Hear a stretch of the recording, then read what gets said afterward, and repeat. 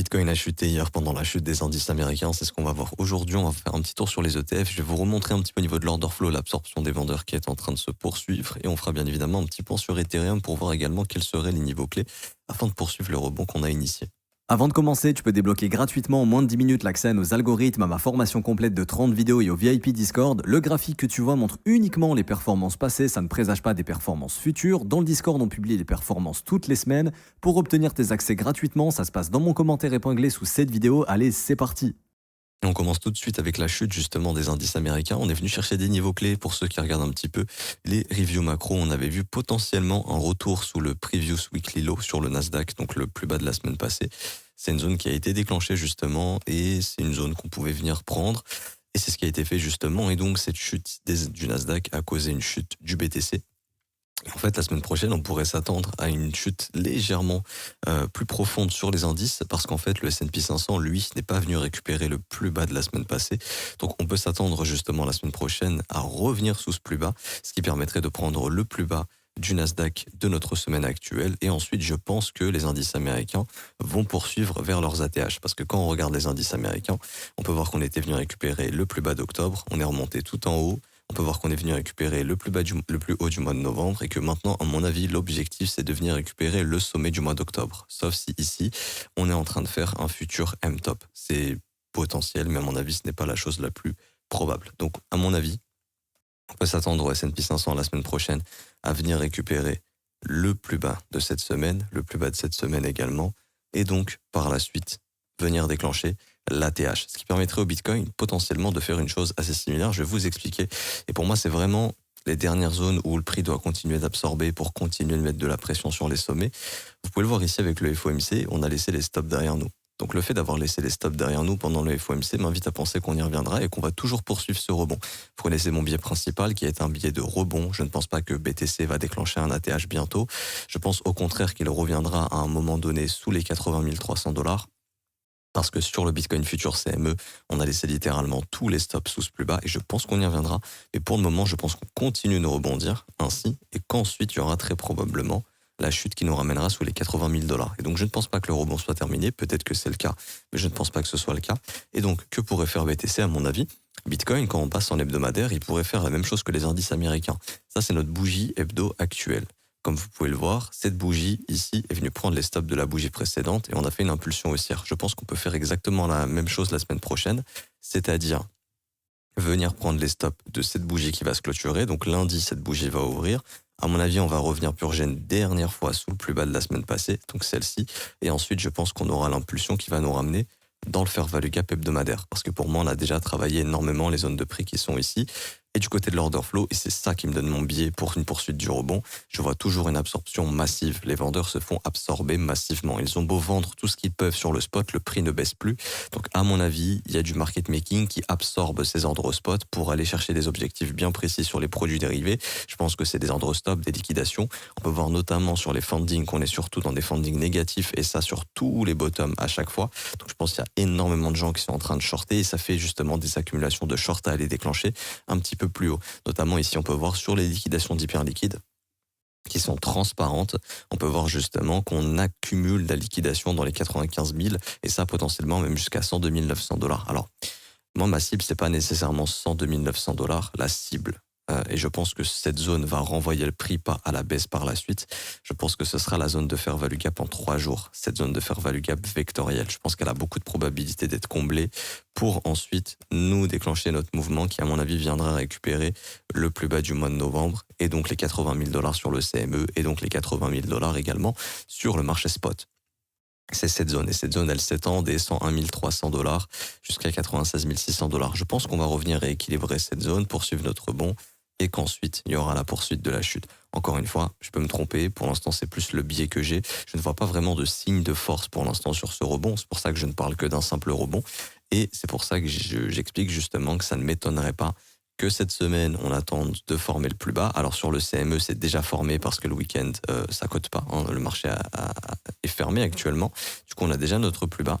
Mais justement, je pense qu'on viendra prendre ce plus bas, prendre les stops qui n'ont pas été pris et venir prendre le contre-pied ensuite pour venir récupérer tous les stops qu'on a laissés derrière nous après le FOMC et potentiellement même aller chercher les 96 000 $. Voilà, vous connaissez un petit peu mon biais et ça c'est corrélé aux indices américains. Je pense que les indices américains se dirigent vers un ATH, donc si les indices américains se dirigent vers un nouvel ATH, je pense que également, alors ça n'a rien à voir, mais je pense que l'or se dirige également vers un nouvel ATH.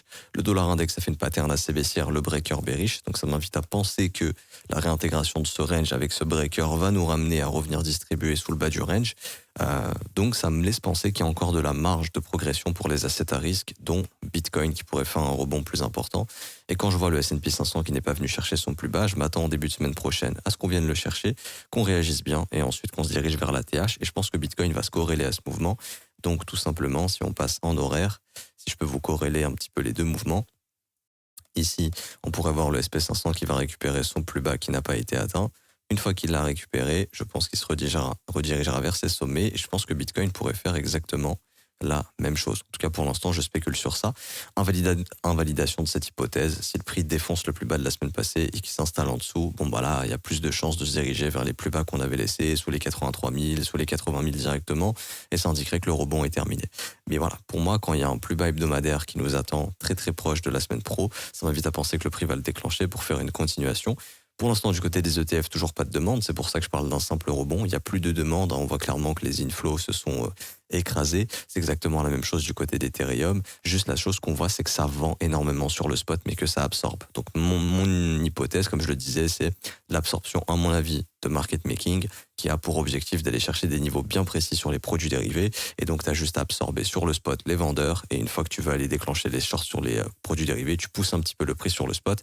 Et ensuite, la magie opère, tu déclenches une cascade de liquidation short. À mon avis, c'est ce qui peut se passer pour former le top de ce rebond. Je n'ai pas vu de pic de liquidation sur ce rebond depuis le début. Et vu qu'on a des fundings négatifs depuis plusieurs semaines, je pense que là, ça accumule énormément de shorts à venir défoncer, à mon avis, dans les 96 000 jusqu'aux 100 000 $, voire même jusqu'aux 101 000 $.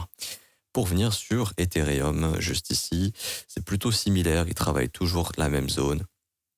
C'est-à-dire que ici, il est venu récupérer quelques petits plus bas daily, donc notamment, je crois, le plus bas de lundi de cette semaine, si je ne me trompe pas.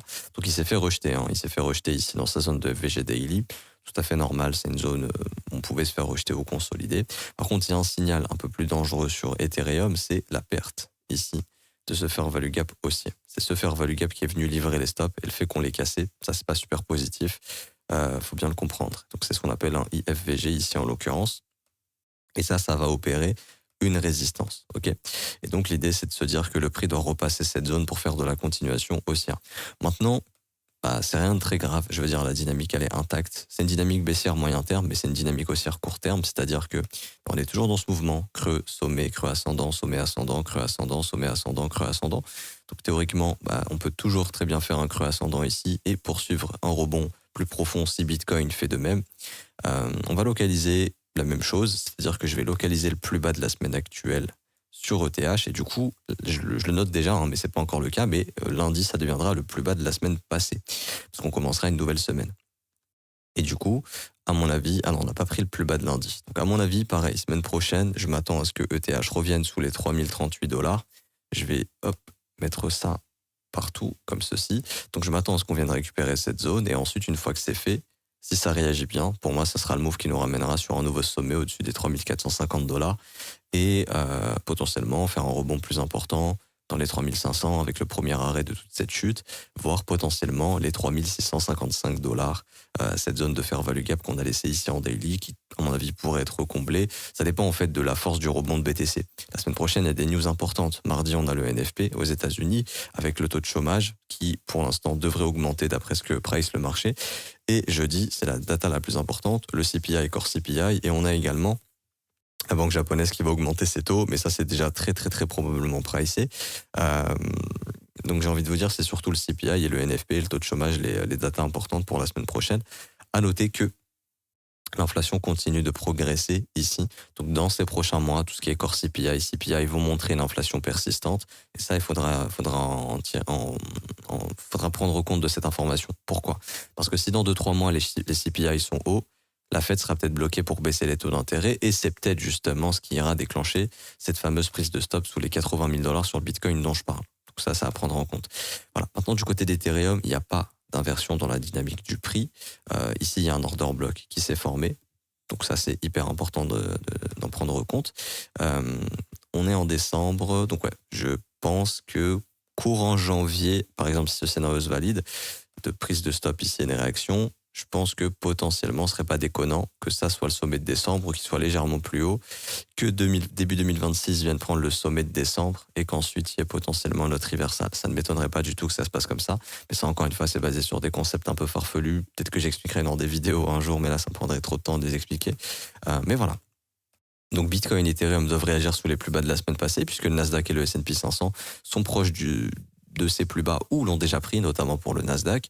Le dollar qui valide un breaker bearish pour le moment, et donc il n'a pas encore cassé son fair value gap mensuel, c'est ce qui peut le sauver d'une chute plus profonde, et ce qui invaliderait cette chute, c'est la formation d'un breaker bullish en cassant ce sommet. Tant que le dollar ne vient pas casser le dernier sommet ici, on est dans une dynamique baissière sur le dollar jusqu'à preuve du contraire, et donc mon billet switch, c'est un billet bearish pour le moment, pour, à mon avis, début 2026. C'est un scénario que j'expliquais déjà il y a quelques semaines, quelques mois, qui a été possible en début 2026 ou courant 2026 de revenir visiter ce plus bas. Je pense toujours, et là je parle de court terme, je pense toujours qu'à long terme, le dollar continuera de monter. C'est-à-dire que mon biais est le suivant. Tant que le dollar maintient son fair value gap annuel, et il est très large, je m'attends toujours à ce qu'on aille récupérer plus haut par la suite, au cours des prochaines années. Mais pour le moment, pour les prochaines semaines, mon biais redevient bearish sur le dollar. Et donc, à mon avis, c'est ce qui peut faciliter justement cette reprise, cette poursuite de rebond sur les cryptos, parce que je pense que le marché est en train de pricer le prochain chairman de la Fed, qui va prioriser la croissance à l'inflation, et donc s'il priorise la croissance, il baissera les taux un peu plus facilement, et je pense que c'est ce qu'on est en train de pricer sur le dollar. Je m'arrête ici, j'espère que ça vous aura plu. Si c'est le cas, n'hésitez pas à bombarder les pouces bleus, à vous abonner, n'hésitez pas à mettre un petit commentaire. Merci énormément à ceux qui jouent le jeu. Je vous rappelle tous les liens en barre d'infos, plein de commentaires, de contenu gratuit pour vous. On se retrouve demain. Ciao, ciao.